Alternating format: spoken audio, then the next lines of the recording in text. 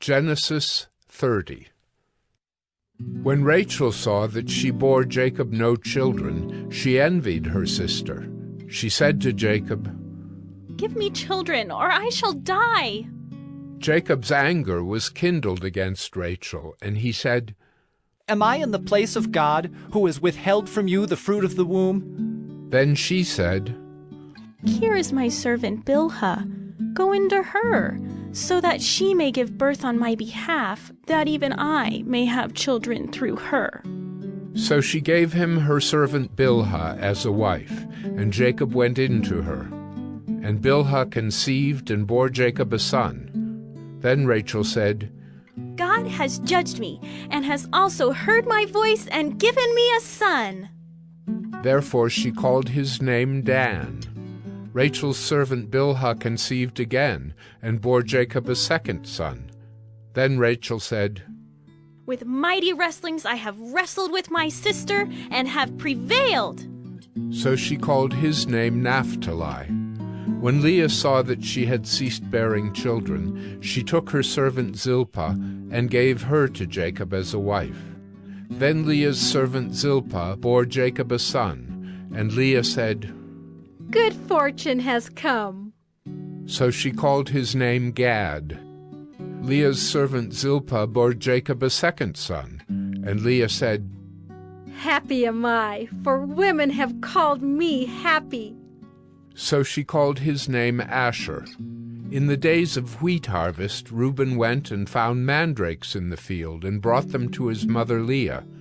Then Rachel said to Leah, "Please, give me some of your son's mandrakes." But she said to her, Is it a small matter that you have taken away my husband? Would you take away my son's mandrakes also? Rachel said, "Then he may lie with you tonight in exchange for your son's mandrakes." When Jacob came from the field in the evening, Leah went out to meet him and said, You must come in to me, for I have hired you with my son's mandrakes. So he lay with her that night. And God listened to Leah, and she conceived and bore Jacob a fifth son. Leah said, God has given me my wages, because I gave my servant to my husband. So she called his name Issachar.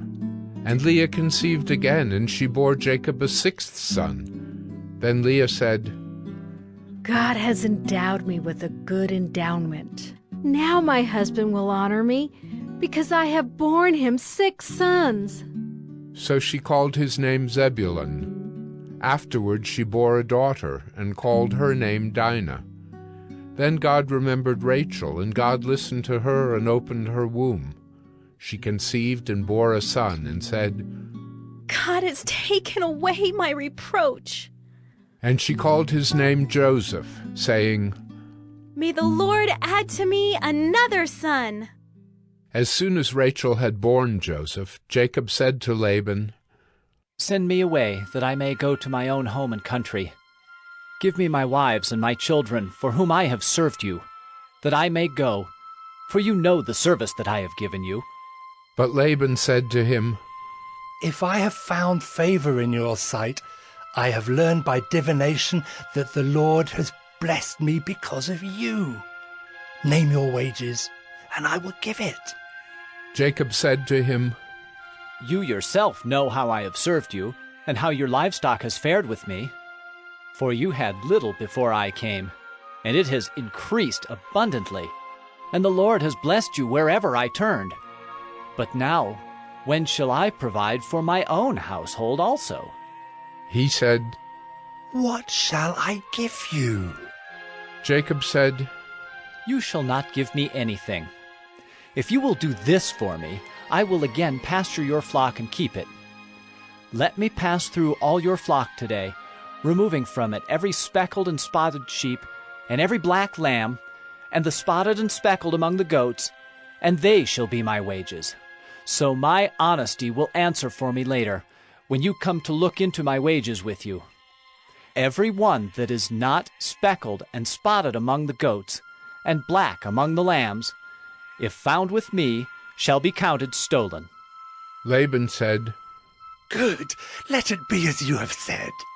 But that day Laban removed the male goats that were striped and spotted, and all the female goats that were speckled and spotted, every one that had white on it, and every lamb that was black, and put them in the charge of his sons. And he set a distance of 3 days' journey between himself and Jacob, and Jacob pastured the rest of Laban's flock.